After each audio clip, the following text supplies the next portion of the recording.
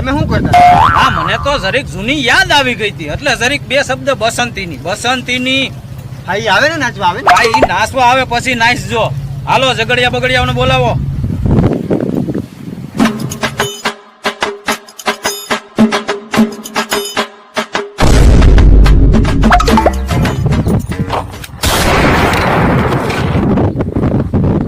શું કરો?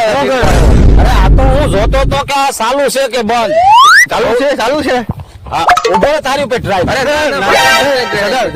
તારી ઉપર ના રેવા દો. ચાલુ છે તો બોલે.